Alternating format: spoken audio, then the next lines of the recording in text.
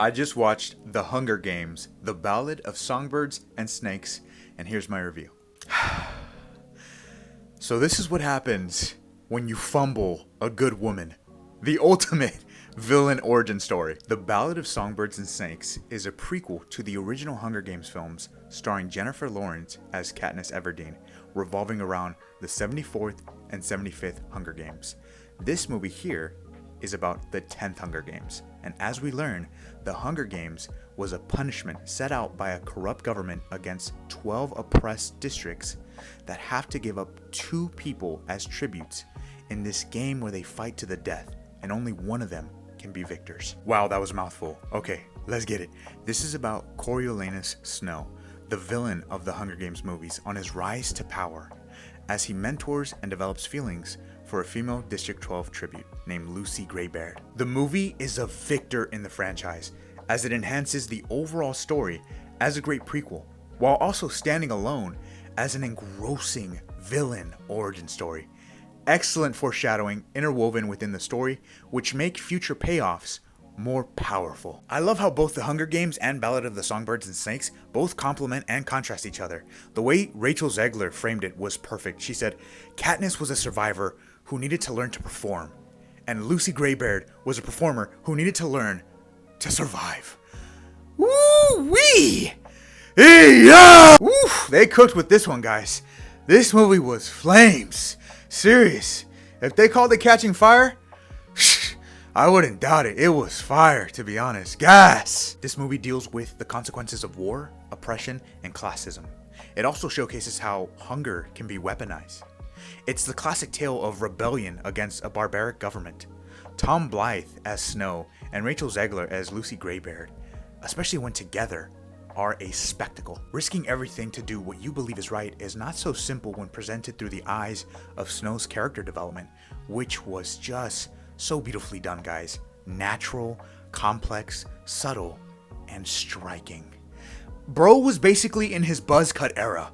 Slim Shady here, alright? Snow doesn't see himself as the bad guy, as his journey is to try to regain status, power, wealth against everybody else in the world who he, I think, truly considers as savages. Lucy in the movie says, there's a natural goodness built into us all. We can step across that line into evil or not. The significance of this line is the importance of choice. Snow's choices led him to that path of being an evil, untrustworthy snake. And for the rest of his story, we get to fall in love with rooting against him. And on that note, I actually found it pretty impressive with the writing that they managed to make me as an audience member like root for him to be bad, root for him to redeem himself, root for him, really. It was crazy. It reminded me of my experience with Anakin Skywalker, right?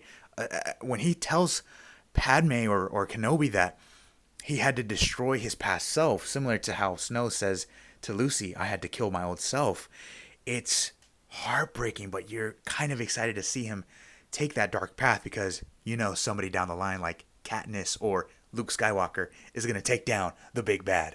Yeah! We see what war does to people. How slowly, how quickly civilization disappears at the instance of becoming prey. What I love about Lucy's character is her moral code through survival.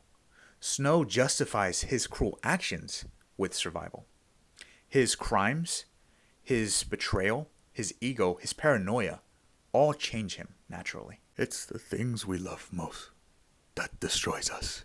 We finally get the backstory to this compelling line as we see humanity undress on Snow. We witness it on full display through death and forbidden love.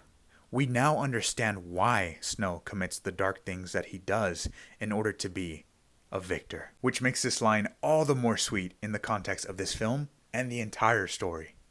It's the beginning of Snow's rise towards his downfall. You hear that, boy? That's the sound of snow falling. Chills, baby!